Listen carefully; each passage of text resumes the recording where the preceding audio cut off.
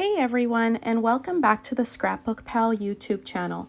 My name is Safia from Stampin' with Safia, and today I'm going to be sharing how I made a thank you card using the Garden Party stamp and die cutting set by Spellbinders. So I've got the stamp set, the dies, and the stencils, which are right here. And I think there's 5 stencils in there. So I am going to show you how I made a card using that.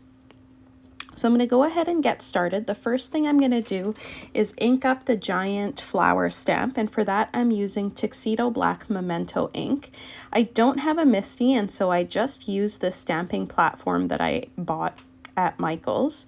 It's not the greatest. I really do wish I had a MISTI, but I don't have one yet.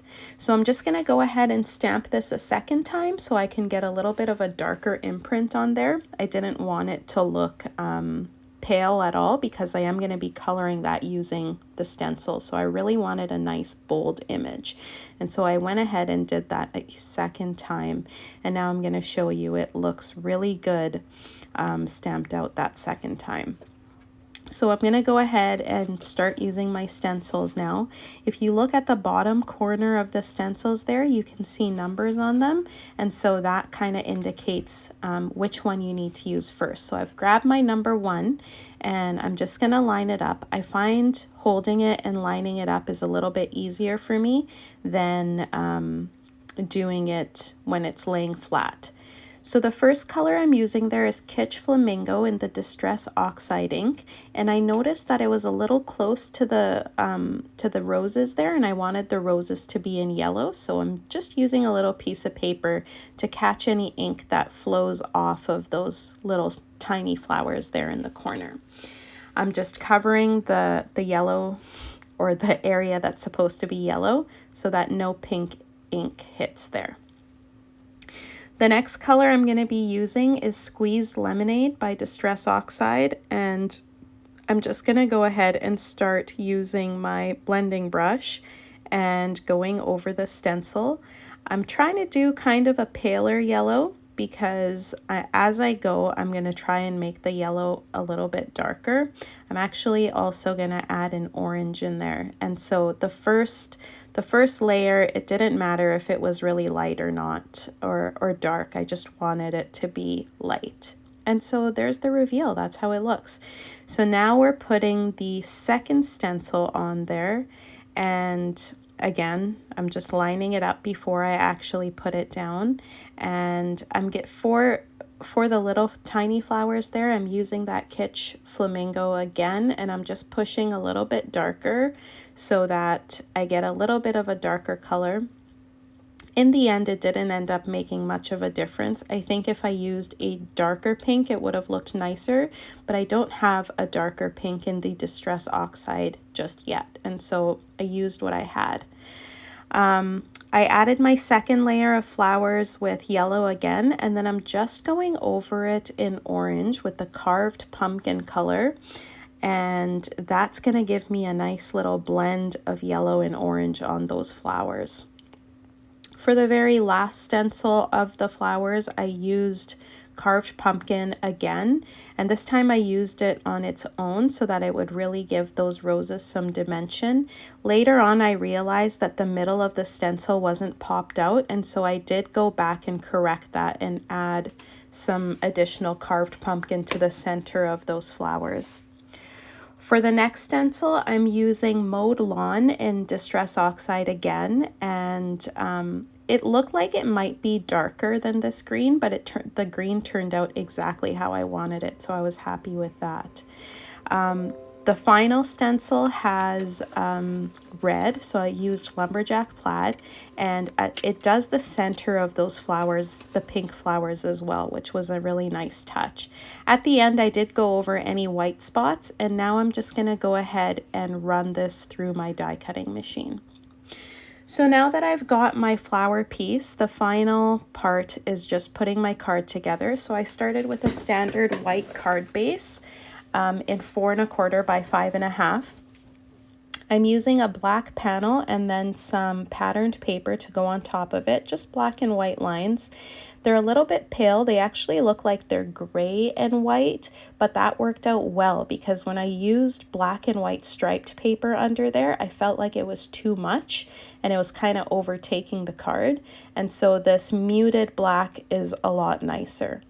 For my greening, I'm going to be using Sincere Thanks, and I'm just stamping that in black. I felt like that was the best color just because the rest of the card was already black and white. And I did end up cutting those in half to have two greetings, or not two greetings, but the same greeting just split into two. So now I'm just going ahead and putting my pattern paper on. As you can see, it was Halloween paper, so here I am again using my stash. After I've got that exactly lined up, I'm just going to snip off the ends. Just so you know, the center panel there is 3 inches and the black piece is 3¼ inches wide. So now that I've got that all done, I'm going to go ahead and glue that to the center of the card base. I'm going to use liquid glue again for this, just because if you use tape runner, I always find I do it crooked and then I have to peel it off and it wrecks the paper. And this way, even though it's a little bit sticky, which I don't like, I have wiggle room to kind of move it around if I need to, if I didn't glue it down properly. So now I'm just cutting off the excess again with my scissors. This is the easiest way to do it. Honestly, if you measure it to exact size, sometimes it's bigger, sometimes it's smaller. But if it's bigger, it's always easier because you can just cut off any excess.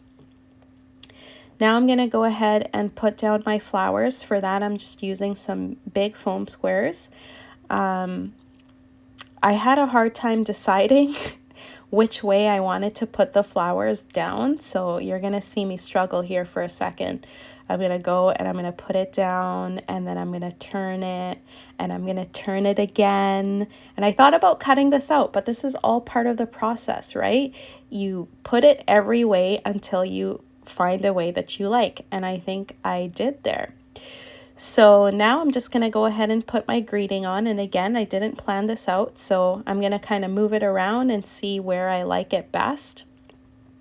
I really wanted it to kind of go across the middle, but it was taking over the flowers and I didn't like that, and that's why I ended up cutting it in half.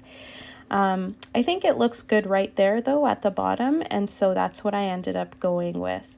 So on one side of that top part, the sincere, I'm going to put a mini foam square just at the end, and then I'm going to put some just liquid glue on the other side because those flowers are already raised up and we don't need to raise them on that side again. So I have liquid glue and then just a tiny little foam square, and then I'm going to go ahead and adhere that to the card front.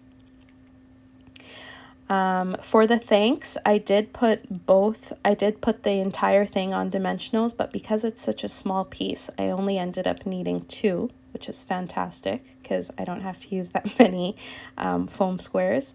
And then instead of putting it directly underneath, I did kind of taper it off to the side a bit. I wanted it to go off of that centerpiece just to, you know, give it a little bit of dimension.